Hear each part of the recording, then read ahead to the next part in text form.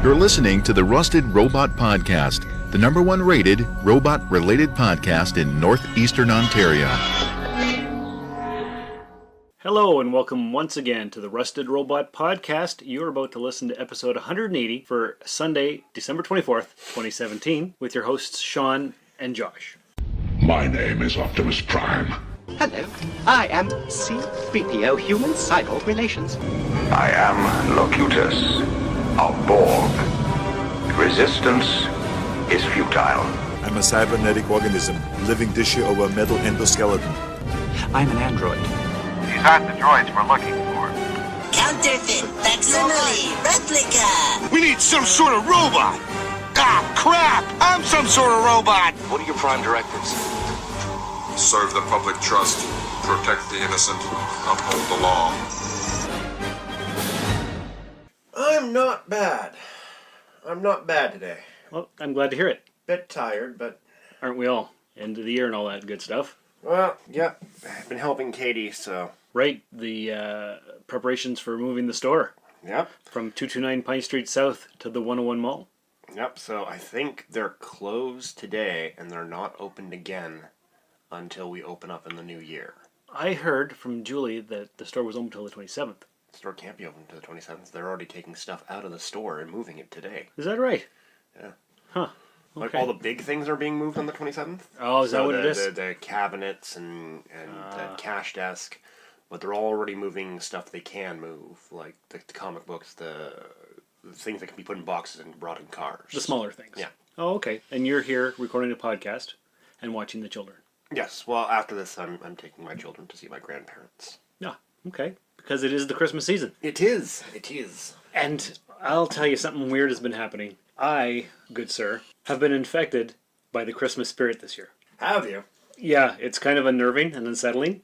You know, they got a treatment for that now. I hope so, because this is unusual and highly unlike me. And I don't know how to explain it or describe it or what, but I haven't been holly jolly in years. So it's really weird. Yeah? In fact, this morning, what I did was I was just turning on the TV while I was getting ready to come over here and record, and it just so happened that Miracle on 34th Street was on the TV. Now, not the remake, but the original from 1947. 47. 47. No!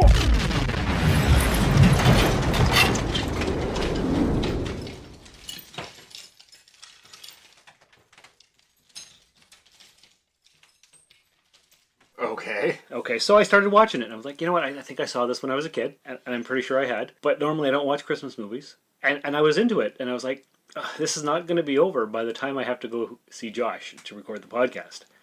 So I'm like, oh well, I'm sure it'll be on 10 more times before Christmas is over. So that was then going to be followed by White Christmas, and if I hadn't had to come over here, I probably would have just stayed in my jammies, on the couch, under a blanket, watching ancient Christmas movies all day. Probably followed by It's a Wonderful Life, which I actually did finally see for the first time a few years ago. Have you ever seen it? I've seen it. Yeah. I've never watched it in one sitting, but I have seen the entire thing. Yeah. So I don't know what's come over me. Even for the Soulforge podcast, this week I did a Christmas episode with the kids. Okay. So I don't know. Now, the weather here in Timmins... It's frightful? It's frightful, yes. It's not really conducive to making snowmen, because we don't have that kind of weather here. Maybe 3 or 4 days a year, right? It depends on the temperature when the snow falls, right? Mm-hmm. So if we get a mild temperature snowfall, it's not bad for snowmen. But it's very rare. Yeah. Yes, it is. But today, had there been that kind of temperature, I would have made a snowman today and pretended that it was Parson Brown, whoever that guy is. And while I'm not a fan of most Christmas music, especially on the radio, there's a silly little jingle by the Canadian dairy farmers that just makes me smile and kind of happy every time I hear it. I'm not even sure why. It's a silly commercial, but it's infectious. Here it is.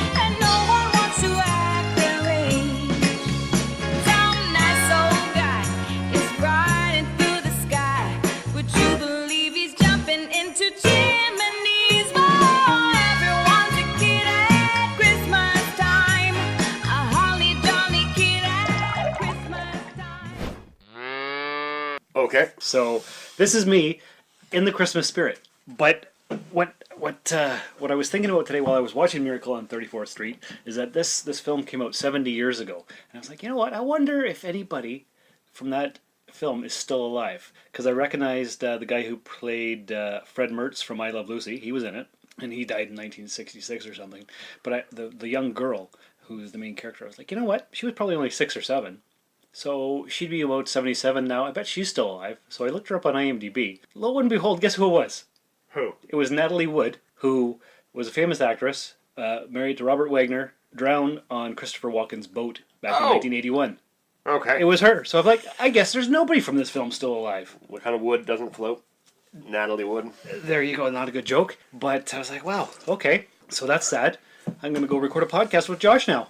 And before I did, I saw on Facebook that there was a whole in memoriam list. And it is the end of the year. Just before the happy seasonal greetings. Yeah. Go around and you unwrapping presents and joy and hanging out with family. You're going to depress everybody with a list of everybody that died this year. There was a lot of big celebrities who passed away this year.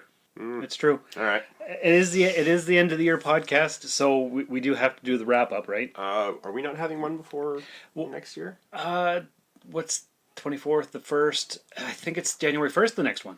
Give me 60 seconds. Why don't you check that out? Because we're not good at math. No, it'd be the 31st if it drops on the Sunday. Oh, 31st, yeah, okay. So that would be the last one of the year. Right, but we'll do it now, because I've got the list up and I'm thinking about it. And next week's episode is the 4-year anniversary episode. Oh, there we go. So we have to have cake and stuff, not talk about dead people. But we're going to talk about dead people today. All right. So I got this popculture.celebrity article here, and they've got the 10 biggest ones. First one, of course, is Tom Petty. Okay. And then they've got Hugh Hefner. I'd put him above Tom Petty. More people knew who Hugh Hefner was. Okay. Number 3 on the list is a guy named Troy Gentry, who is apparently one half of the popular country music duo Montgomery Gentry. Okay. I don't know. This is not the top 10 list, apparently. Not something that we would put together, but they put this together. Number 4 is Chester Bennington. Remember him? He was the lead singer of Linkin Park. Okay, yeah. Mm-hmm. And we have somebody named Nelson Ellis, who was a TV and movie actor, well known for his role as Lafayette Reynolds in True Blood. Oh, Lafayette passed away, yeah. Yes. I forgot about that. We never covered him back in any of our episodes. We also lost Adam West. 100% grade A West. The giant list should be at the top. Yeah. We lost Aaron Moran of Happy Days fame. Nah. Joni. You never watched it? No. Oh, I did lots back when I was a kid. Then we've got Mary Tyler Moore, super famous actress from back in the day. We had James Bond's Roger Moore. I don't know if we covered him this year. We didn't cover him, no. No, I didn't think so. And 10th on their list is just the list of all the other celebrities. What? So their 10th slot is everybody else. Pretty much. That's a cheap out. I thought so too. But here goes. First on their top 10, or in 10th spot, is David Cassidy, who was from the Partridge Family. Oh, God. My mom loved him. We also, he was 67. We lost Della Reese, who was 86. Gord Downey was 53. Harry Dean Stanton was 91. Glenn Campbell, 81. Jerry Lewis was 91. We lost Chris Cornell, and he was 52. Jim Nabors was 87. Fats Domino was 89. Also 89 was Robert Guillaume. Remember that was the voice of that monkey guy from Lion King? Nope. All right, we talked about it. Jay Thomas was 60, yes. Okay, yeah. 69 for Jay Thomas. Dick Gregory was 84. Sam Shepard was 73. John Hurd was 71. Somebody named Prodigy was 42. Glenn Headley, 62. Brad Gray, 59. Powers Booth, 68. Christopher Big Black Boykin was 45. Don Rickles was 90. Charlie Murphy was 57. Bill Paxton was 61. Yeah. McGill Ferrer was also 61. That was the guy from RoboCop. What are your prime directives? We also lost Chuck Berry at the age of 90. Richard Hatch, the original Hollow from Battlestar Galactica, was 71. John Hurt was 77. Jimmy Snuka, Superfly, was 73. And somebody named William Peter Blatty was 89. And that's all we've got for this list. I'm sure there was more, but those were popculture.celebrity's biggest celebrities of 2017. Okay, so when we do these, I never know what to say. Because we didn't know them. No. And most of the ones that are coming through, we've seen one, maybe two things they've done, three things for some of the bigger stars. And it's hard to go, oh wow, that really impacted my life. But I know that's impacted other people's lives. These in memoriams, I always feel awkward with them. Right? Yeah. I know. I didn't know if I was going to bring this up on this week's podcast or not. But as a pop culture-based podcast, I thought it was something we should do. It's appropriate, yeah. Just to acknowledge it. But it's one of those things, it's like, what do you say? Well, you can't really say anything. You just acknowledge it. And we thank them for their entertainment that they gave us, I guess. Yeah. But moving on to fun and happy things. I don't know if you've listened to the last 2 episodes of the Rusted Robot podcast. Not the last one, but the one before I did. Okay. And do you stick around for the end songs? I always stick around for the end songs. Okay. Mostly because I'm too lazy to go reach in my pocket and grab my phone out and skip. Understandable. But I also enjoy them a lot. Good. Well, the last 2 weeks were Star Trek Christmas mashup songs from Rick Moyer, who we used to talk about lots back in the classic edition of the Rusted Robot. And this week's end song episode is also going to be our final Christmas song from Rick Moyer for this year. You can find all of his stuff at StarTrekParodies.com. Oh, cool. He's a great guy. He used to do the Take Him With You podcast, and he's in Aberdeen, Washington area. Cool guy. All right, cool. All right. So, moving right along, a bunch of people went to see Star Wars last week. Mm-hmm. Okay. And we're going to do a spoiler-filled talk about it at the end of the episode. So that people can still listen up until that point, and we'll give the spoiler warning and whatnot. I took Cheryl and Bishop to see it last night, so I've seen it twice now. Okay. Okay. This week, Cheryl found an article on Facebook all about Disney, so I just wanted to read it because it's hilarious. It's just basically a bunch of dates, hypothetically, and so on. Are you ready? Okay. 2009, Disney buys Marvel. 2012, Disney buys Lucasfilm. 2017, Disney buys 21st Century Fox. 2019, Disney buys Paramount Pictures. 2022, Disney buys Universal Studios. 2027, Disney attempts to buy Warner Brothers. Warner Brothers tells them to F off. 2028, Disney, being highly angry, acquires their own private military. In 2029, Disney storms the headquarters of Warner Brothers, killing many and taking the company by force. 2032, Disney buys nukes from black market terrorists. 2034, Disney buys Microsoft. 2036, Disney declares war against the entertainment industry. 2037, skirmishes between private militaries occur in Hollywood and other places around the country. 2038, Disney nukes Hollywood. 2044, Disney buys the United States of America. 2045, Disney reorganizes the American government into a totalitarian dictatorship deemed the People's Republic of Disney. 2047, People's Republic of Disney moves to annex Mexico and Canada with the military might of Mickey Mouse. 2051, People's Republic of Disney buys celestial bodies such as the Moon and Mars. 2056, they colonize Mars. 2059, People's Republic of Disney colonizes the rest of the solar system. 2063, they start construction of a Dyson sphere around the solar system. In 2075, PRD, or People's Republic of Disney, scientists discover a form of FTL, or faster-than-light space travel. In 2078, the first PRD voyages to Alpha Centauri system is successfully completed. 2079, PRD successfully establishes a one-world government. 2080, PRD sends millions of military warships out throughout the galaxy, conquering extraterrestrial life on every planet and every solar system. In 2092, the Dyson sphere is complete. 2100, the PRD reaches Type 3 civilization status, creating a galactic dictatorship under the people of Disney. 2104, Marvel and X-Men fans are still excited about new movies. So Accurate. I like that. I thought... timeline's accurate. Right? Future history is a lot of fun. I love it. What do you think of that timeline? Do you think it's accurate? Yeah. Oh, yeah. You think we could have a Type 3 civilization by 2100? No, we can't. I don't think so either. That's Type 2, yes. Type 3, no. not quite. But a Type 2 civilization... We're close to that, aren't we? Oh, gods, no. No? We're barely almost a Type 1. Remind me of what Type 2 is again?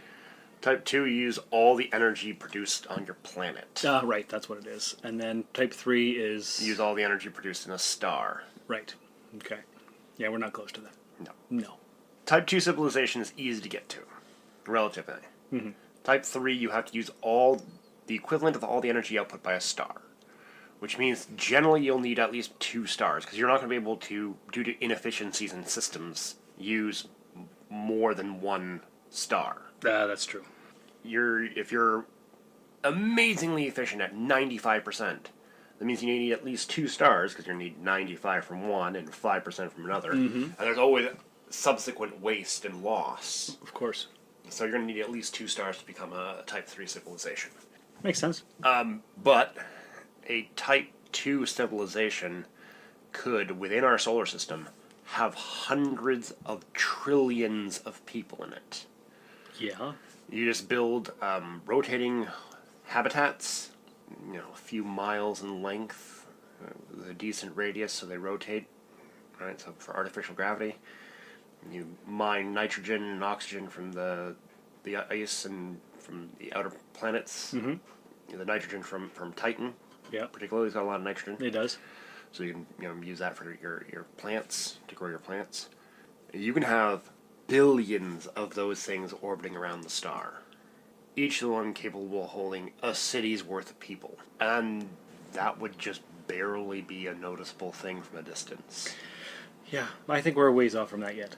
We're not as far as you think. No? Even assuming we don't master fusion, even assuming that. Fusion's a big step, but we can do it now. We could do it now. We'd have to put the effort in. Okay. Nobody's willing to do, though. Well, no, because it would require a lot of initial setup. Right. But once you get it going, you need 1 or 2 habitats to get up there to start building other habitats. And then you just start getting people up. It's possible. Yeah. It's just exceedingly expensive and Takes a lot of political will. would require more than political will. It would require a significant amount of investment from many countries to get the infrastructure up. So we need about 15 billionaires to pool the resources. No, we need tens of trillions of dollars. But I don't have that. No. I checked my couch cushions this morning. I don't have anywhere near that. Yeah, but it could be done. It could be done within our lifetime. You and I could retire on an orbital space station. Sounds good to me. I'm ready to go. There's no snow up there, so it's perfect. Well, it depends on how you set it up. You can set it up so there's snow. Well, yeah, but I don't have to go to that area. I don't have to shovel it. And by that time, anyway, we'll have our robot bodies. The robot bodies are going to take a while. I think so? Yeah. Well, funny you say that, because I just came across an interesting video all about why humans make robots look like people. Why don't I play it right here? There are thousands of science fiction stories about robots who are more human than human. But what is it that drives us to make machines that look like us? It certainly isn't easy. One of the hardest parts is giving humanoid robots something we take for granted: our ability to walk on 2 legs. Robots with 4 legs are more stable, because more legs means more points of contact with the ground, and less engineering is needed to make a workable robot. But 2 legs provide a sense of familiarity that helps humans empathize with the machines. Teaching robots to walk used to involve a lot of trial and error. Robots like Asimo took several years of research and engineering to stand and walk around.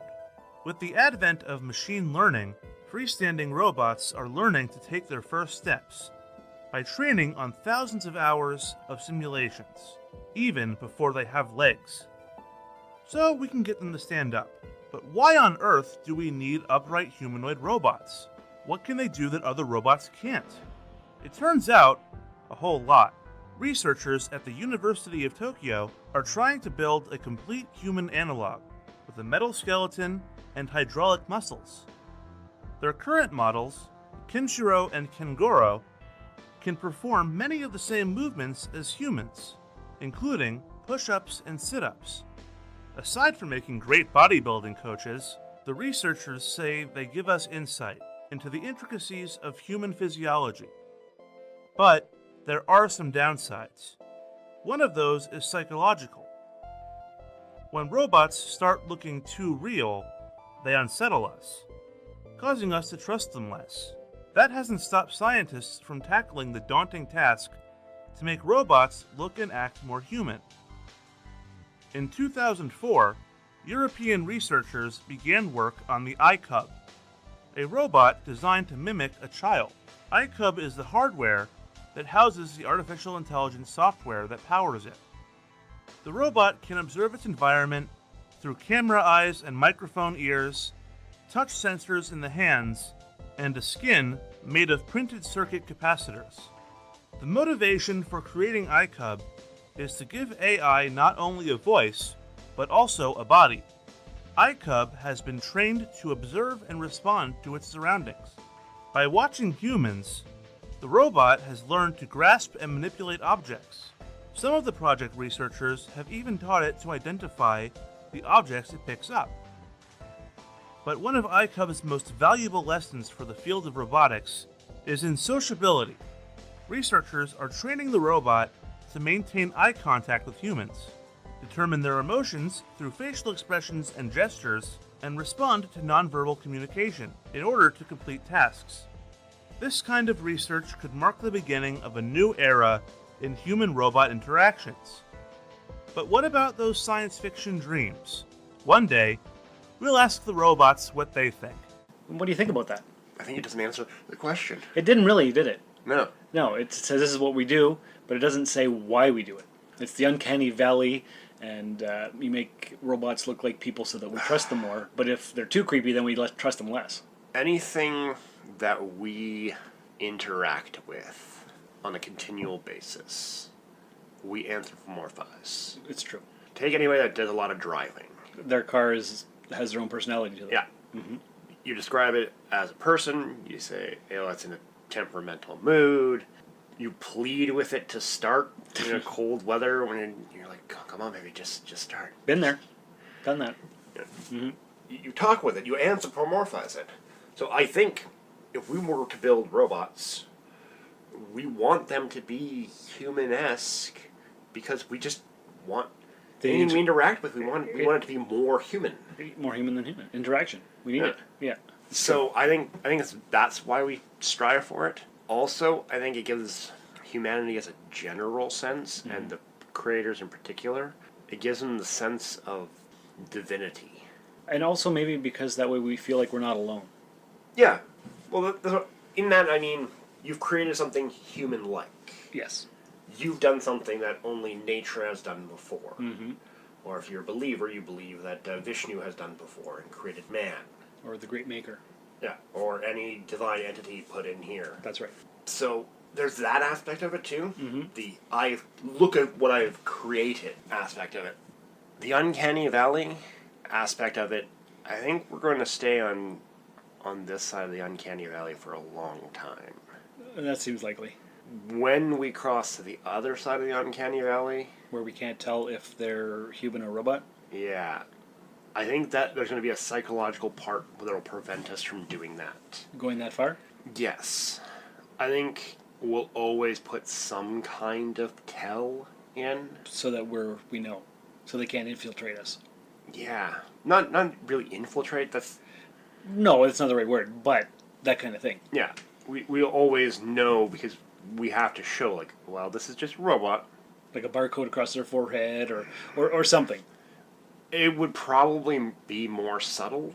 Either something unnatural, but not great. So, like... a blinking sequence or yellow eyes or something that, you look at it, you're like, well, it looks fine, but it's clearly not natural. Exactly. Yeah, we can tell. Yeah. Or silver hair or something that we can just go, yeah. All robots have silver hair. Or something. Yeah, it'll be something along those lines. Something, it may not be a standardized thing. Yeah. It might be like, well, each robot from each company has one distinguishing feature. Yeah, that sounds like something that we would do as humans. So you won't know right off the hop, like, oh, it's clearly there's something unnatural about it. Yeah. But I don't, oh, it's the new Toyota brand. That's it. Right. So it's going to take you a while. It might take you a bit to figure out who made it, but something will tell you right off the hop. Oh, yeah, blue fingernails. That's Silverdyne Systems Model 101. Or whatever. Yeah. Mm-hmm. Something that will just instantly catch your attention, but not something that will be extraordinary. Yeah. But I think we're going to stay on this side of the valley for a long time. 50 years? No. More than that? Less than. 25, 30 years. Yeah. I think where we're going to push the uncanny valley is in sex toys. That's where it starts. That or the military. And even there, to bypass the uncanny valley, what they might do is, because we can never get a pink skin tone down right. The natural flesh colors of the human species are really hard because we're not one color. No. Like, just looking at your arm, you can see variations in the color and how it Well, yeah, your arm isn't the same color as your forehead, so... and how it all blends together. It's hard to get that coloration, that subtlety down. Yeah. So the human coloration is hard. This was one of the big things that they have problems with. But if you go blue and just give it some shading in the different things of blue, yes, that looks fine. Yeah, we saw that in Avatar. They had various shades. So I think in the sex toy area, I think we're going to go with like different color things to bypass the uncanny valley aspect. Makes sense. Like we're still going to have to get past the eye issue, the facial movements, because they're not yet as subtle as humanity. Right. But more processing and lag time, and I think they can get around the uncanny valley that way a bit. sounds about right. So we also watched a trailer. We did. It says it's a trailer, but it's more of a teaser. Yeah, it doesn't give us much information at all. It does not, but I'll play it right here.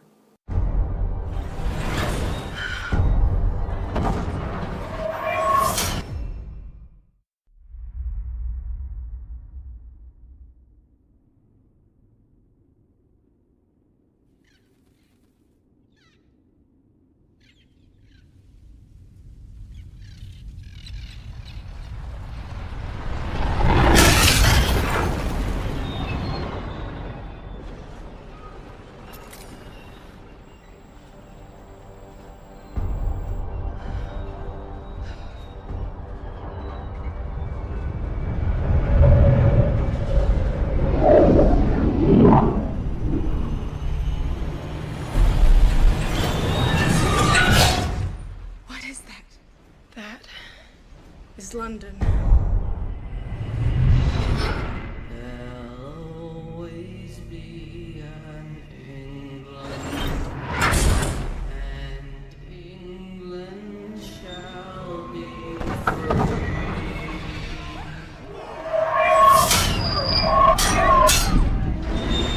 England means as much to you as England means to me.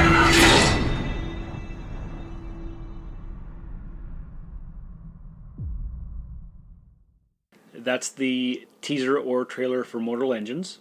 What did you think of it? Not a lot of talking in it.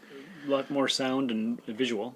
Yeah, I don't know how good that sound clip is going to be for Listeners? because it's just, what, 2 lines? Yeah, pretty much 2 lines. What is that? It's London. Yeah, exactly. That's it? It's all visual. I don't know. I haven't heard of this series before. Produced by Peter Jackson.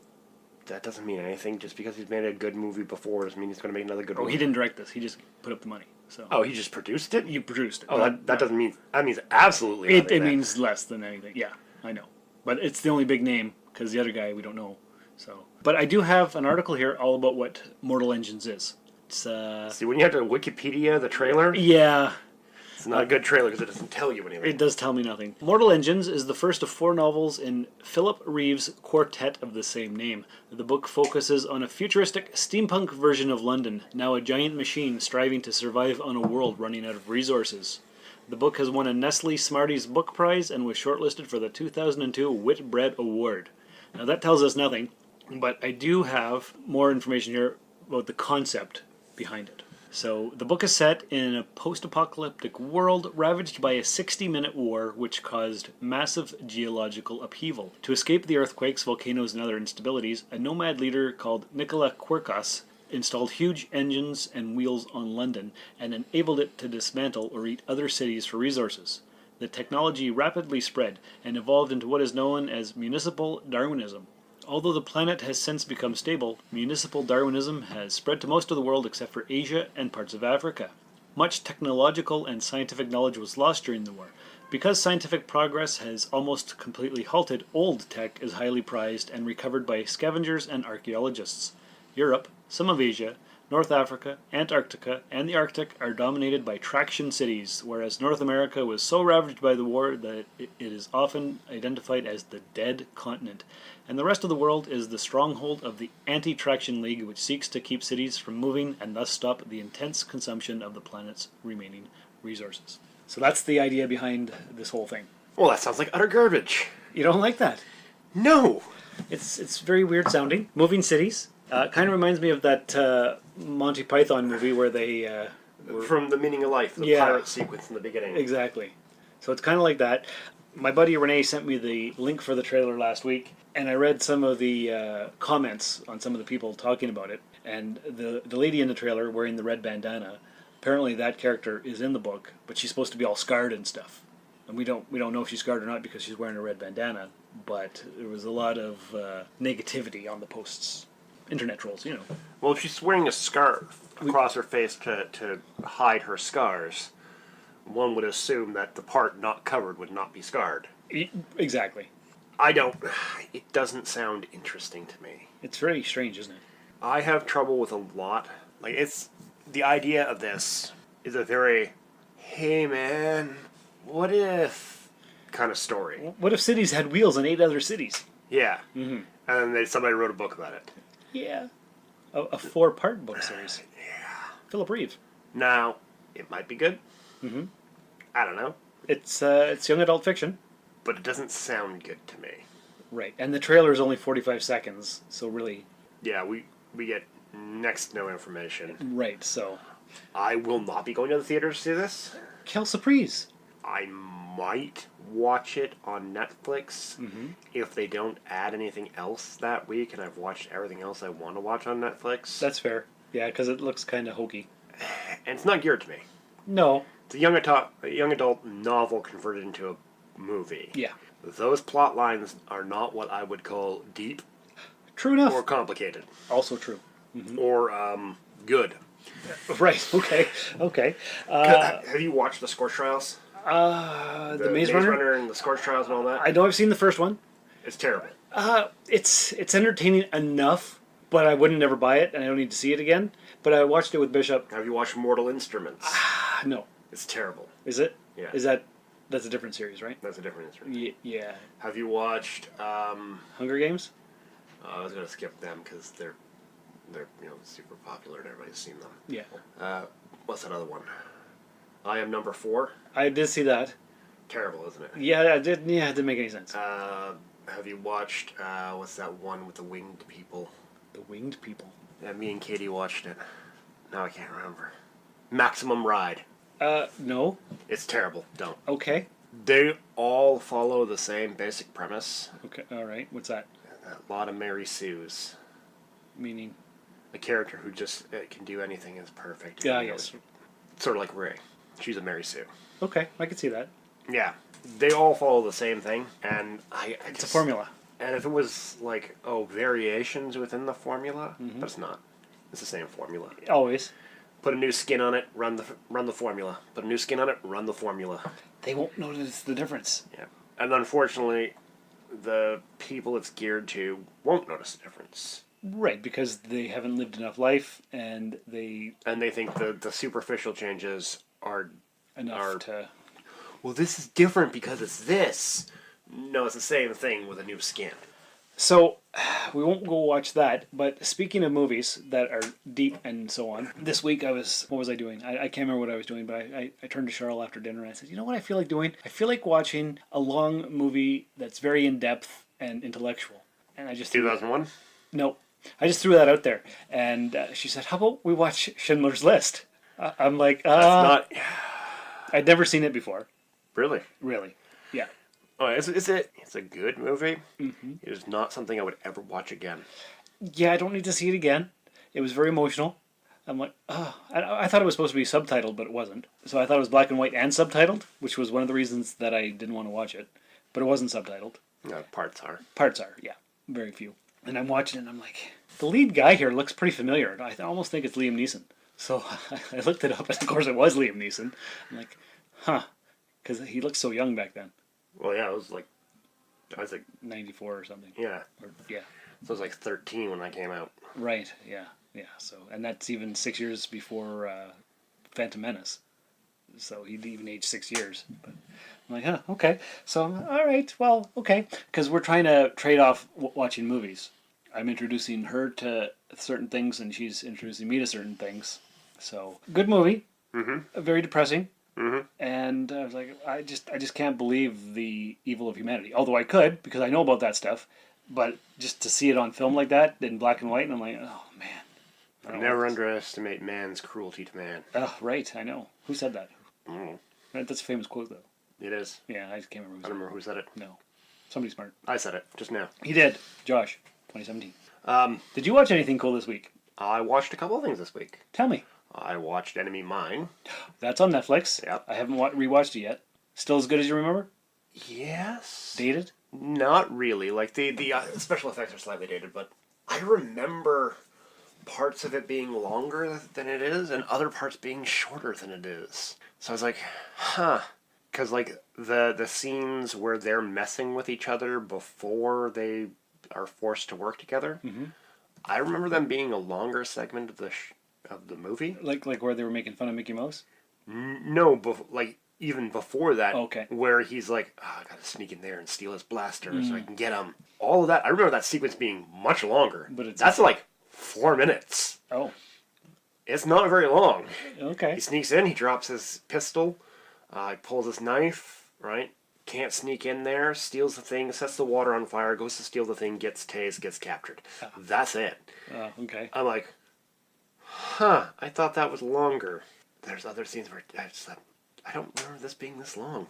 Before it just kind of zipped through, and now it's just like, come on. Oh, it dragged. All right. Yeah, I'm definitely due for a rewatch. It's been a number of years since I've seen it. So it's still good. I still enjoyed it. Mm-hmm. It's just lost some of its memory luster. Oh, okay. Yeah, I watched it all the time as a kid. Yeah. So, what else did you watch this week? Before you came over, I was watching Bright. I have about 18 minutes left in the show. Ah, okay. Bright, Will Smith. We teased that way back in the summer. Yep. Came out on Netflix on the 22nd, which was yesterday. Yeah, came out yesterday. I haven't seen it. Well, yeah, that's fine.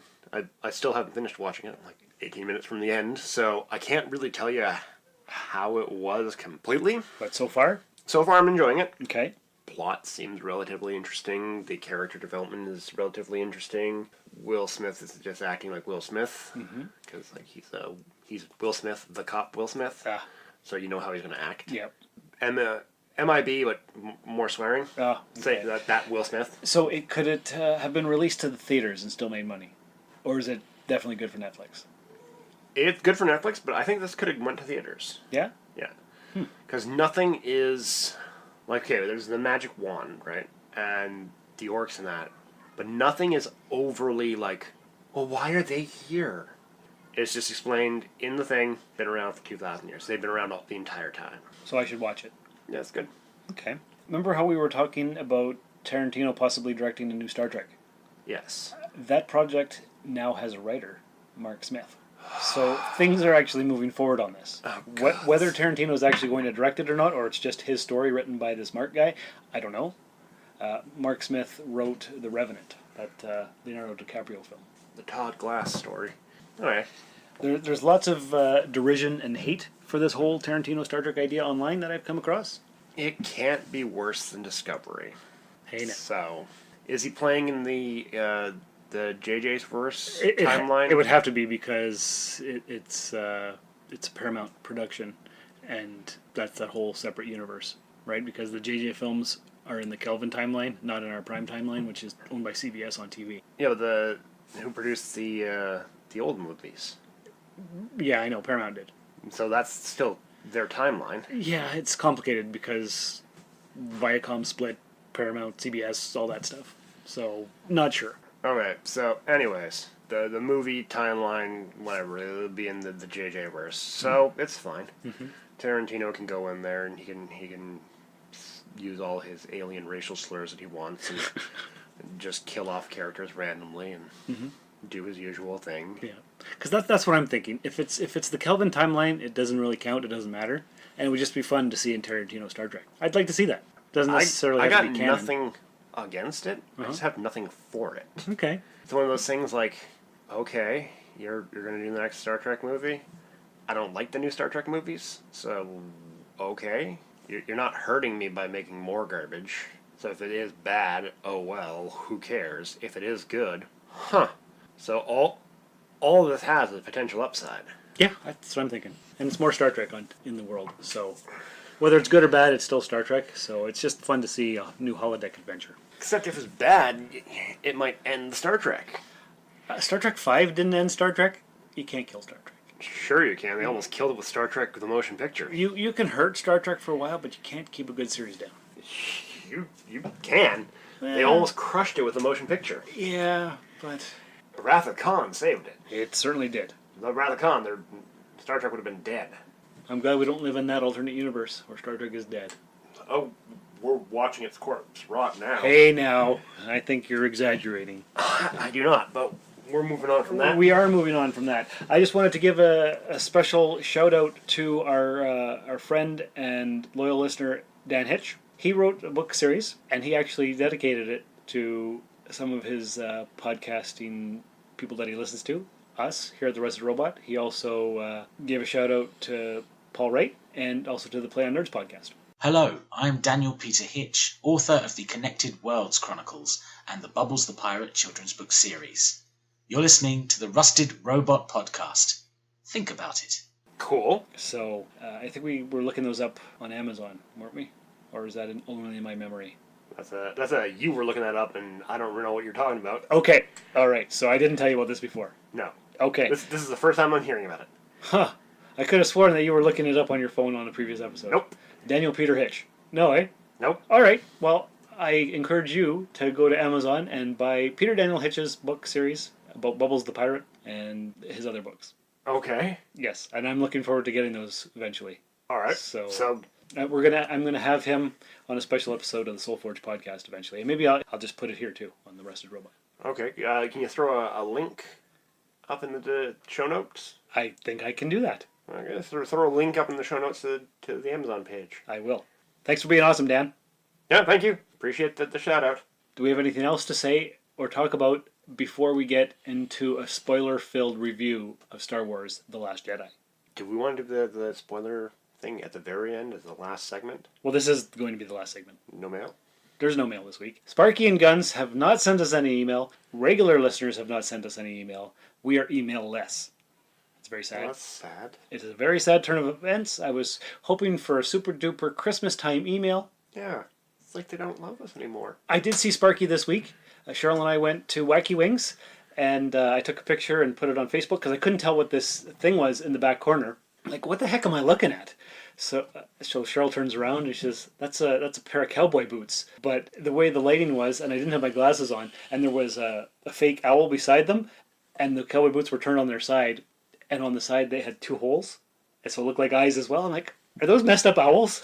So I took a picture, put it on Facebook, and Sparky commented on it, and he says, I see you. And so I'm like, I send him a private message, and I'm like, are you here? And so he waves, and Cheryl sees him waving, and I turn around and I'm looking, and oh, sure enough, there's Sparky. So, and then he did a Facebook Live event of the lighting of the tree in the Hollinger Park. Cool. That's our Sparky sighting this week, but no emails. No emails. Okay, well, listeners, we're going to be doing a year-end episode, I think. Yes. All right. So we'd like questions. Send your questions in. Yes. Oh, speaking of questions, remember last week we talked about what we're going to do for episode 200 Drunk Watch? Yes. Well, I did put up the poll on facebook.com/therustedrobot and the Rusted Robot Facebook page and group, both of those. We got a bunch of responses, and so far, original TMNT 1990 version of the Ninja Turtle movie is in the lead, followed by RoboCop. So, TMNT followed by RoboCop. Yes. All right, so how long are we leaving the poll up? I'm going to leave it up for another few weeks. Okay, a couple more weeks. All right, get your votes in if you haven't voted already. So TMNT's got it, eh, so far? So far. Yeah. What percentage of the vote? I think there were 7 votes for that and 5 for RoboCop and a bunch of other random ones. All right. So not a lot of voters yet. No, we're but early stages. There's some. Mm-hmm. TMNT's pretty good. Yeah. I own it, so. Oh, all right. On Blu-ray, 3-pack. Okay, cool. Mm-hmm. I don't think it's on Netflix. I don't think so either. No, so that's what we're going to do is sometime in May. We're going to have it low in the background, have the iPad sitting there with the microphone, and we're going to watch it and make comments as we drink. Yep. Episode 200. 200. Whenever that is. Yeah. All right. And 20 episodes. True enough. You are correct, sir. Whenever that is. That's like 5 weeks. 5 months. Yeah. So Yeah, whoa. not 5. No, we are not increasing the rate of the episodes. We're doing 2 episodes of the Rusted Robot a week. So we can be up at episode 200 in 5 weeks from now. Be 4 episodes a week. Yeah. Every 2 days. Yeah, roughly. That'd be insane. Yeah, we can't do that. No. We barely have enough conversation to cover an episode a week. This is true. All right. So why don't we get into some spoilers about The Last Jedi? Okay. If you are loving this podcast, you should tell a friend about it. Spread the word about podcasts you think they would enjoy. There's something for everyone, from entertainment and lifestyle to news and politics and more. Share it on social media. Believe it or not, some people don't know how great podcasts are. or even how to find and listen to them. You can help change that with a click. Tell your friends about your favorite podcast. Thanks for spreading the word. All right. So, did you know that Rian Johnson directed The Last Jedi? Okay. And he's also doing a new trilogy eventually. Okay. Okay. Did you also know that some fans were so upset by the film that they actually put a petition online to have The Last Jedi stricken from the Star Wars canon? I can believe it. Did you come across any of that in your researches? I have heard much grumbling, and I agree with a lot of the grumbling. Yeah? Remember my initial impression afterwards, Mhm. right? I said, it feels to me like they're dismantling the movie. They're trying to dismantle everything about Star Wars that was Star Wars. Yes. I feel that more now. Yeah. I was thinking about that, and I've listened to several podcasts about it in the past week, reviews and impressions and so on, and I can definitely see that. What it seems like to me is that they're killing off the old school trilogy people and making way for Rey and Poe and Finn and Kylo and all that stuff. That's fine, but they're even dismantling stuff set up in the last movie. Such as? You set up a big bad. Snoke. You kill him off. Kill him off. They're calling him Darth MacGuffin because it doesn't matter where he came from or how he rose to power or whatnot. We're just going to kill him off. Never mind. Ha! Because that was the biggest controversy from The Force Awakens. Who is this guy? Snoke, and the other question, who's Rey's parents? Doesn't matter. They were just junk dealers. Yeah. They're nobodies. To me, the entire thing was a giant F-you to Star Wars fans. You think that's how you see it? I see this as the script was written well, but it's what the director chooses to shoot well that gets through the edit. Yeah. Because a good director can bring out this side of it and make that.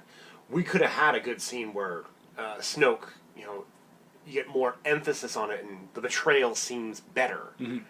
But this just means like, no, let's get rid of him.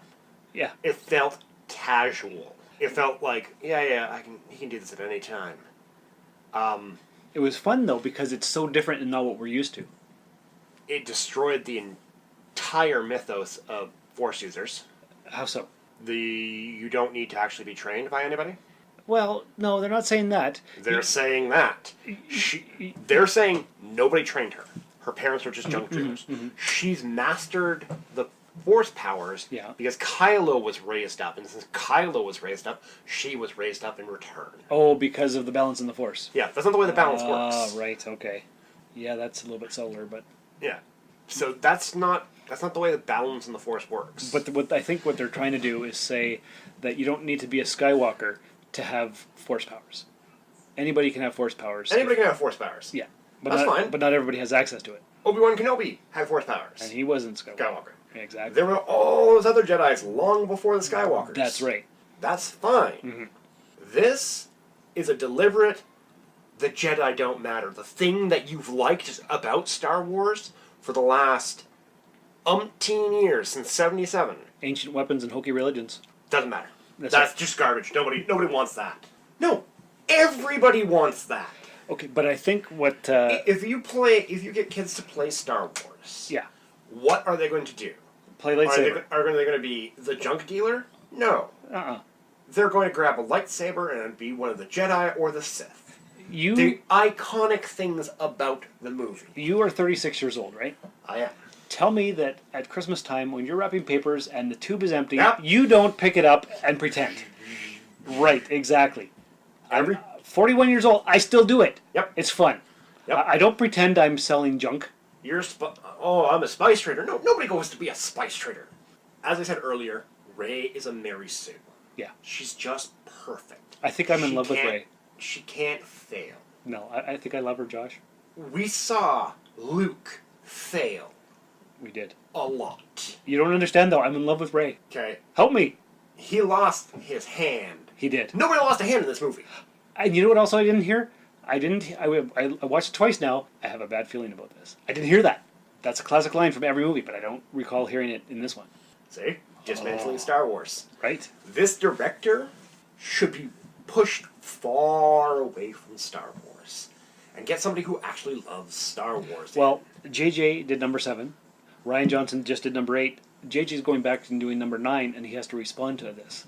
JJ's fine. Let's bring JJ back. He did an okay job. I enjoyed The Force Awakens. Everybody said, oh, this is just... too derivative of Episode 4. But that's okay, because this was a... We're back on track, people, from the prequels. We're back to where we need to be from the opening crawl. I went, this is Empire, but worse. Because it took a bold new direction. It went left when we expected it to go right. No, it went off the trail. So you're liking it less now? I like as you've thought about it. This movie is less than it could have been, by a long shot. Well, nothing's perfect. Even keeping this script, let's ignore some of the script problems, but keep just the way they were shot. You don't like the way it was shot? There were problems the way it was shot. How so? Lingering shots for no reason. They could have chopped off several minutes. They could have left out a lot of the shots that they took in the casino. Okay. That seemed... Tacked on? Unnecessary? What do people find offensive right now? Oh, rich people getting everything. We'll throw in a rich people scene. And they're the scum of the actual galaxy. Right. Now, don't get me wrong. I think major corporations getting billions of dollars in tax cuts are ridiculous. And, I make so much money that I have to pay less in taxes so I can keep more of my money and not spend it. Yeah. It's kind of ridiculous. But guess what? They're not villains. They're just people. Okay? All right. They played it up as villains. So... And they're saying that Finn didn't get enough actual real screen time. Like, he got a lot of screen time, but not a real mission. He was just kind of tacked on with Rose. I would have liked to see Finn... The big thing for me in the last one was like, okay, so Rey is our new Force wielder. Are we going to see just Rey? We saw a lot of everybody. But no, I thought they played up a lot that Finn used the lightsaber in the last one. Yeah. There were lots of shots of that. A lot of people were hoping... He was Force sensitive too? Yeah, but he's just not pre-trained or given access to secret knowledge somehow like Rey was. So we're hoping that Rey's a prodigy and Finn's got to work at it, but nope, Finn's just a guy. Finn's a coward in this one. But is he really? He is. Because he was going to the escape pod, but he was trying to find Rey. He was trying to get the bracelet away. Yeah, exactly. So he's not really a coward. He was doing a selfless move that looked cowardly. Except he was a coward. When you got to the rich planet, he was a coward. He didn't do anything. He ran away. Rose stood up and did stuff. Yeah, I guess there's that. Yeah, so they kind of weakened his character. Last one, he was a strong, powerful character. Yes. A bit confused, and he had moral issues and wanted to get away from it, but he turned and became better. But the new director's like, no, he's a coward. Let's show him as a coward. Everything in this movie is a big F you to all the Star Wars that came before. That doesn't mean I like it any less. And they can track us through hyperspace and Aha! That's not new. If you rewatch Rogue One, when they were looking through the files, that was one of the projects that they were working on. Yeah, hold on. So we gotta go slow to this planet. Her whole I'm in command now that General Leia's out. Purple-haired Hodo? Yeah, who was like, oh, well, we're loading up the transport ships. Lady, here's an idea. Tell people that's your plan. But in case there was a spy, she didn't want to get him back to the Empire. Or First Order or whatever. So you're just gonna go, no, trust me, I got a plan. Well, you gotta tell everybody what's happening. You gotta tell the crew that's loading it up. You gotta tell the pilots that are loading it up. You can't just go, I got a plan, and tell nobody on your crew. guess what? That's how you get mutinies. Right. Okay, so what did you think of Leia using her Superman force powers to get back into the ship? I have no problem with that. Okay, good. Me neither. The thing I think that they should have done differently in the film is never introduced the Holdo character at all, and Leia should have sacrificed herself and blew up the big bad ship, which would have made more sense. Yeah, but then you don't get the touching scene of Luke coming back at the end. You don't. That's fine. Like, I had no problem with that. And, you know, a lot of people think that now, because we didn't know what they had originally had planned for the third in the new trilogy. Yeah. Where Leia dies. Mm-hmm. But now with Carrie Fisher passed, right. Everybody was like, well, she should have stayed behind. It would have been glorious. It would have. But that's not what they planned. No. And they didn't plan for her to pass away. Well, obviously. To me, the bigger mistake is killing off Luke. Yeah? They made a terrible mistake killing off Luke the way they did. And now he's a Force ghost. Yeah, but here's the thing. They killed off Luke for doing, like, oh, he strained himself so much, projecting himself. So Snoke, character who we don't know where he came from, somehow super powerful, can just mess around with the new Chosen One, can do something that the most powerful Jedi who's actually had some training can't do, and it kills him. Because he does it for 2 people across the galaxy. Meanwhile, Luke does it for himself, and it kills him. They're calling it Force Time instead of FaceTime. You like that? I didn't make that up. I'm just telling you what people are calling it. So, that's ridiculous. All right. The Luke killing off the Jedi Order, stupid reasoning. Okay, but Rey saved the books. Rey didn't save the books. The books were saved. Rey didn't save them. Well, they were in the Millennium Falcon anyway. They were. You think Yoda did it? The interpretation is Yoda did it. Yeah? Yeah. Maybe. Because, no, Yoda was messing with Luke. Totally, big time. Yeah. What did you think about Yoda being in the movie? Oh, it was fantastic. I liked it too. Best part of the movie. My favorite part was when Luke Skywalker called the lightsaber a laser sword. That was terrific. What do you expect me to do? Go there with a laser sword and fight the entire First Order? Because we all call it a laser sword. Kids call it laser swords. Nobody calls it a laser sword. People call it laser swords. Laser swords are what your grandma calls them. Exactly. She doesn't know what. Yeah. And laser sword is the knockoff brand Right. toy Yes. that you would get at the dollar store instead of getting an actual lightsaber. Okay? Right. It's So- hilarious. I loved it. It was awesome. I didn't think of it at all. I don't like it. So your original assessment was a 7.5. After having thought about it for a week, what do you think now? 6? Really? 6. Yeah, 6. Yeah. Yeah. I was reading an article and they did... Maybe lower. Yeah? On the second watch through, it might be lower. Wow. Well, one of the articles I read this week, because I've been just reading up on it like crazy, they listed The Last Jedi as the #1 all-time Star Wars movie in this one particular article. Okay. But that's just a matter of opinion. It doesn't matter. So there's always the newness factor with people like that. Yeah. That's fine. That's right.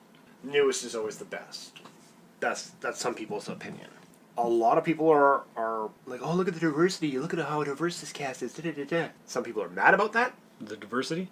Yeah. Like the black guy, the Asian, the white people, just the random races. Yeah, Okay. the diversity of the cast. Some people are mad about that. All right. Because, like, the only white characters in the movie, the old white man gives up, the old white lady doesn't do anything, and no other white characters perform any action that isn't evil.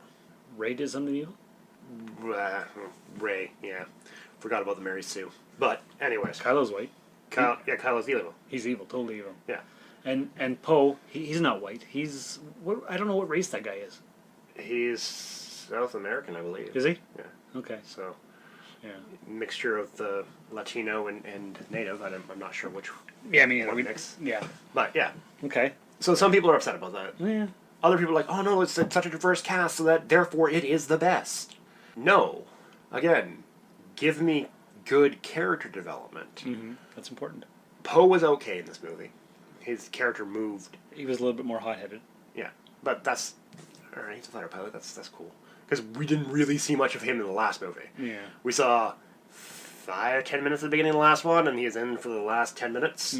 He was gone for the entire middle of the last one. He was. And So- he's fighting a desperate battle, too. So we didn't really learn anything about his personality. Yeah. This one, we learned something about his personality. He had some development. He's good.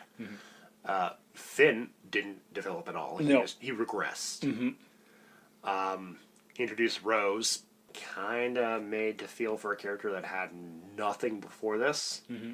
Well, we saw her sister die at the beginning. Yeah. On the bombers, which are gravity bombers, and the bay doors are open into space, and she doesn't have a mask on. What the heck? Well, first of all, that's been in common across all of Star Wars. They have force fields that keep the air in. They also have grav plating at the bottom of the ship that pulls the bombs out. Once they're out, they're free floating in space. It looked like it was ridiculous, but okay. Well, once it gets out into space, Yeah. the bombs will continue in the direction they were already traveling. True enough. But, So they have grav plates at the bottom to basically just drop the bombs to throw them in that direction. But we didn't see the bzz of the force field. It just looked like it was open air. It's 'cause the rim of the force field is on the actual door. We don't see the glowing rim that we see in other places. All right. It's fine. Okay, I'll give you that. I don't have a problem with that. It's an allegory for war stories. It is, totally. That's okay. Mm-hmm. Again, I'm not as hard on the sci-fi aspect of Star Wars because it's a sci fantasy. It is. It totally is. So I always like he's got magic. We can go okay. Some things we can go like all right, we can skip that. Yeah. So I'm not hard up as on like Star Trek. Because I don't want to be nitpicky. Yeah, exactly. Right. And well, actually, I do, but that's besides the point. I'll nitpick within universe though. Yes. Rey did not develop. She's still perfect. Moving on. She is perfect. I love her. That's creepy. Moving on. No, she's got nothing.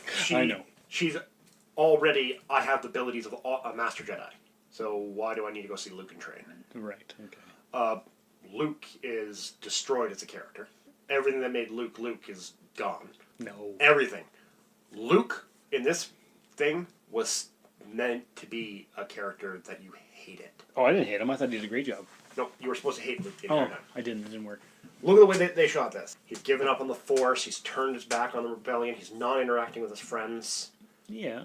The way they set this Luke up, it's not like he was there meditating on the Force and trying to go over what happened and see if he can bring balance some other way. No, Right. he's just gone there to hide and die. That's true, because he closed himself off to the Force and he was waiting to die on the island. Yeah. So... Right. But those Porgs were cool. The Porgs... Remember how I was worried about the Porgs? Yeah. Porgs weren't a problem. No, not at all. No. They weren't Ewoks and they weren't Jar Jars. And what did you think about the Crystal Foxes? They were cool. Neat to look at. Yeah. Although, watching the movie, the initial premise that Poe proposes, like, well, he got in here somehow. No, yeah, he force projected his way in here. Yeah. That's how he got in here. Exactly. But we're not supposed to know that yet. No, but his whole thing, well, there's got to be another way in. There might not have been. Right. But there was. There was, but... Phew, good thing. Yeah, but his initial assumption was wrong. There easily could have been no other way out. True enough. Again, we get to see Rey superpowered at the end. Like, oh... Floating rocks? Just moving rocks and just... Oh, there's tons of rocks that she's holding multiple objects up at the same time. Mm-hmm. Where Luke, being trained by Yoda, took a lot of effort to lift a few objects simultaneously of relatively light mass. Yeah. And I was expecting we were expecting the whole training sequence. She's on this island to be taught by Luke, and she's gonna have to lift up the X-wing out of the water, but that never happened.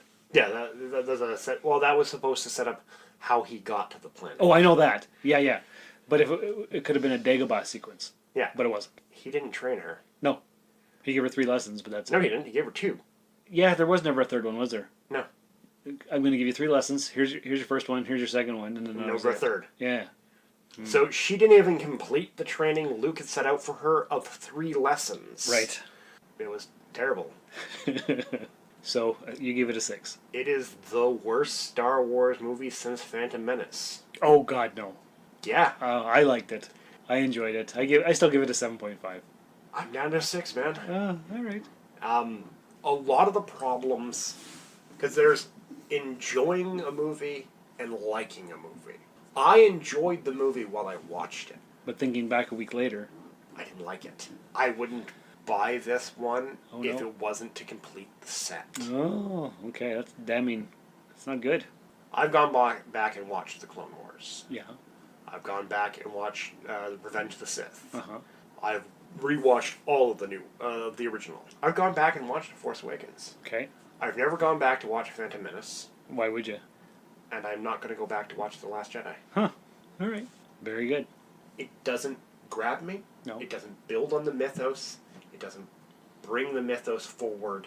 It's an FU to every Star Wars that came before, including the last one. Well, I see it as going in a bold new direction and taking on risks and that sort of thing.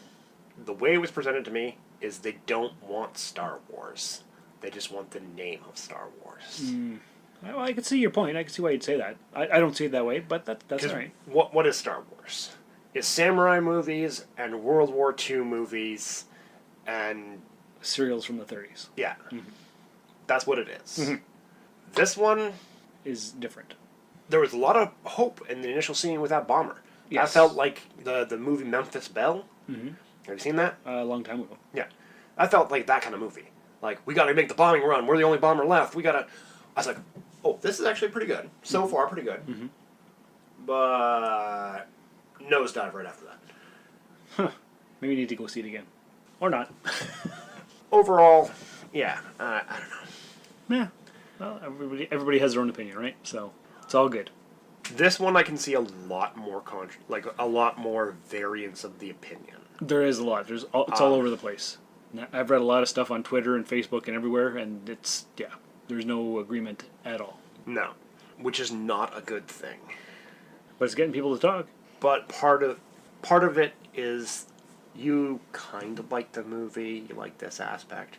I really hated that aspect, and now we're talking about that aspect as if that aspect is the entire movie. Right.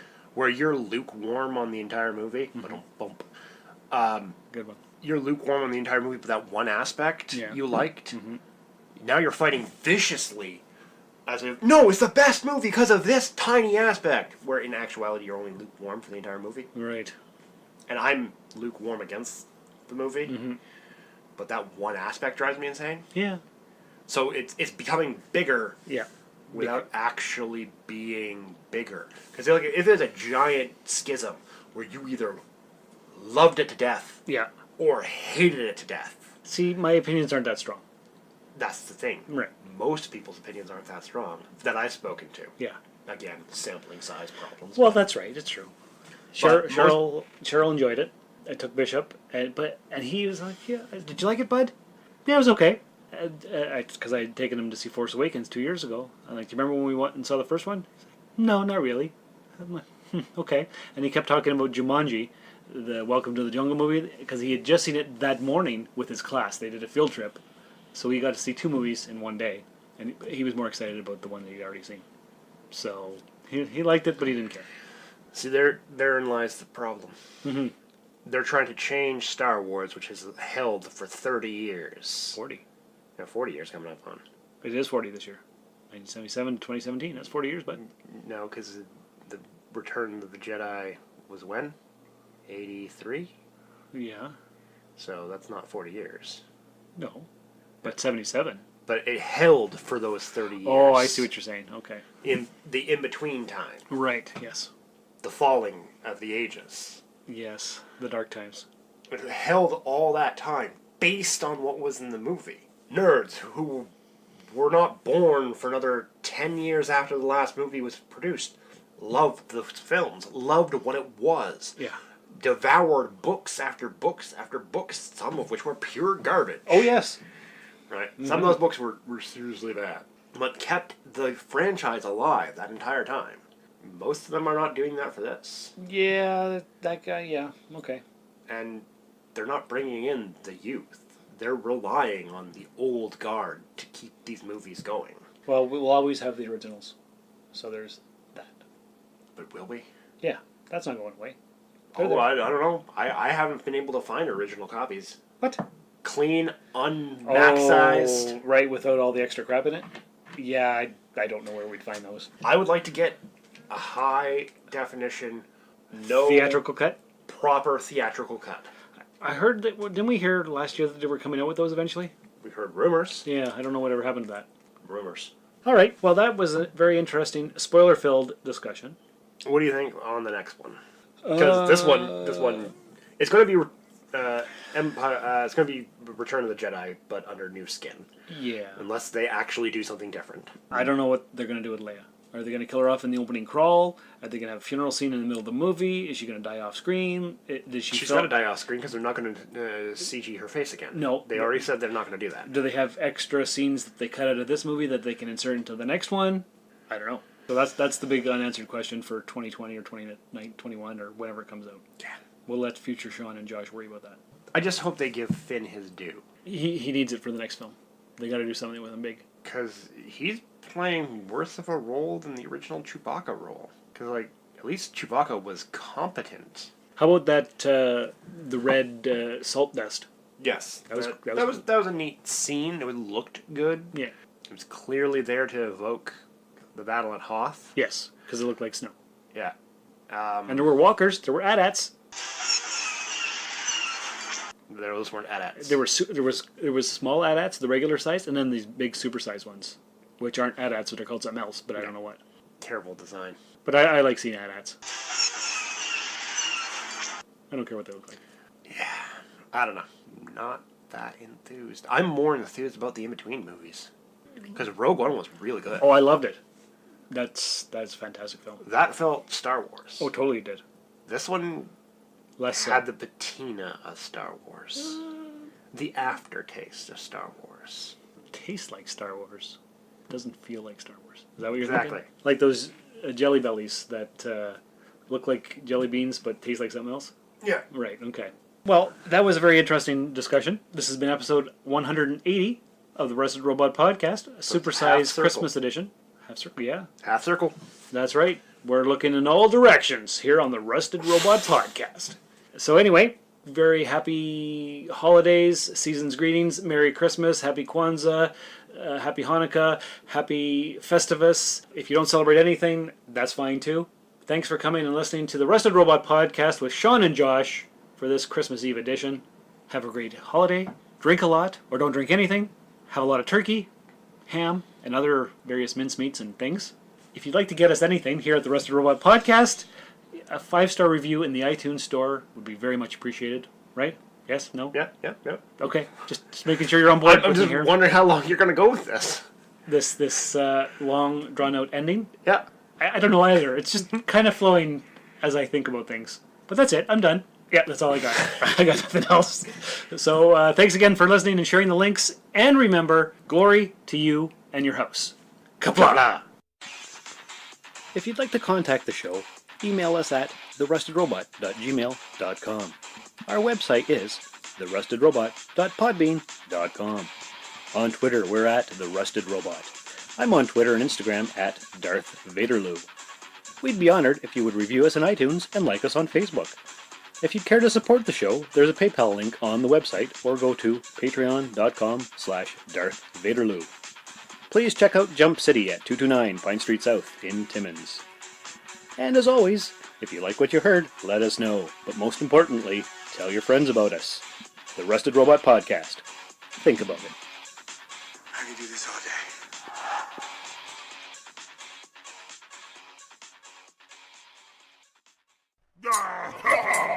Friendly pig.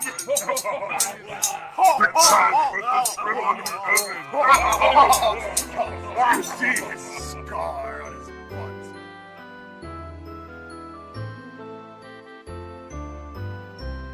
We wharf you a Merry Christmas. We wharf you a Merry Christmas. We wharf you a Merry Christmas and a Kapla New Year.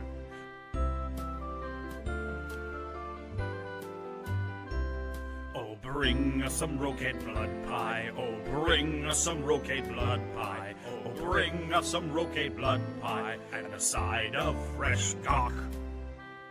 Gawk is always best when served live. We'll all go before the council. We'll all go before the council. We'll all go before the council and petition the chancellor. Oh, bring us the sword of Kalis. Oh, bring us the sword of Kalis. Oh, bring us the sword of Kalis and a Klingon dagger. We won't go till we get vengeance. We won't go till we get vengeance. We won't go till we get vengeance. And our blood oath is done. A battleth we bring to you and your house. A battleth with blood wine and a cocklock New Year. We wharf you a Merry Christmas. We wharf you a Merry Christmas. We wharf you a Merry Christmas and a cocklock New Year. We wharf you a Merry Christmas. We wharf you a Merry Christmas. We wharf you a Merry Christmas and a cocklock New Year. We wharf you a Merry Christmas and a cocklock New Year.